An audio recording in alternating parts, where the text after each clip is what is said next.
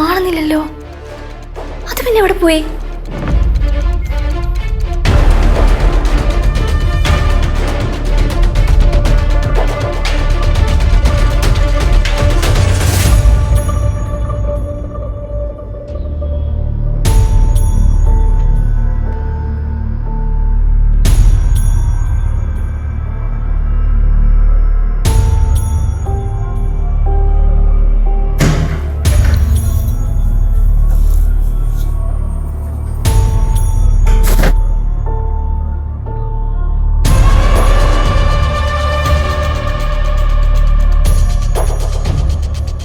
ഡ്രസ്സൊക്കെ മാറ്റിയിട്ടാണല്ലോ ഇറങ്ങിയത്.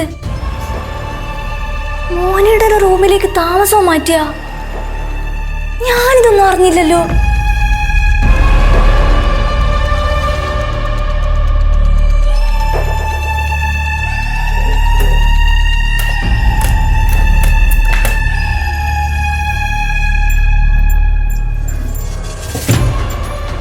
കാണുന്നില്ലല്ലോ.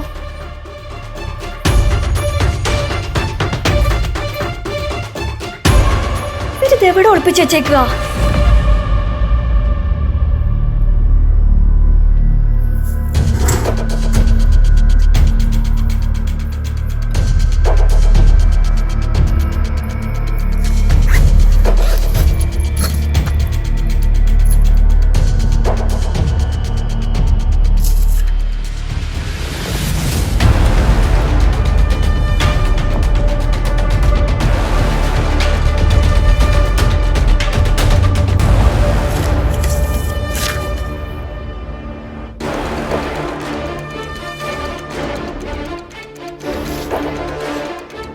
ആവണി 5 മണി സർട്ടിഫിക്കറ്റ് കിട്ടി.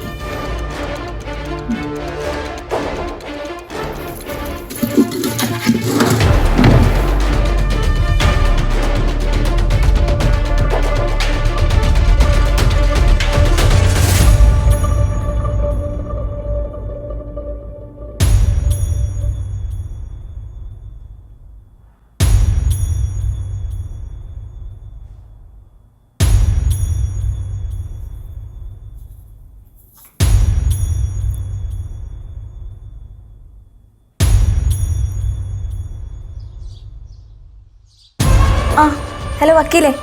പറയാ. ഞാൻ അവരോട് സർട്ടിഫിക്കറ്റിന് ഫോട്ടോ അയച്ചിട്ടുണ്ട്. നോക്കട്ടെ. Avani, yes. Fathers name Raghu.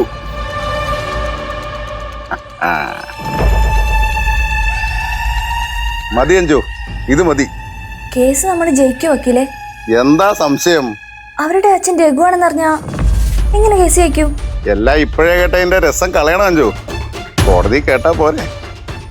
അവര് തമ്മിൽ ഡിവോഴ്സ് ആവോ? ഇത് വെച്ച് കുറെ കാര്യങ്ങൾ അന്വേഷിക്കാനുണ്ട് അഞ്ജു. അതോടെ ആവണി മോഹനൻ 2 വഴിക്കാവും. ഈ ആവണി മോഹനോട് നേരിട്ട് പറയും കോടതിയിൽ അവള് മോഹനെ ചതിച്ചെന്ന്. മതി വക്കീലേ, അത് കേട്ടാ മതി. അഞ്ജു, ഒരു കാര്യം കൂടെ. തൽക്കാലം ഇത് മോഹൻ അറിയണ്ട.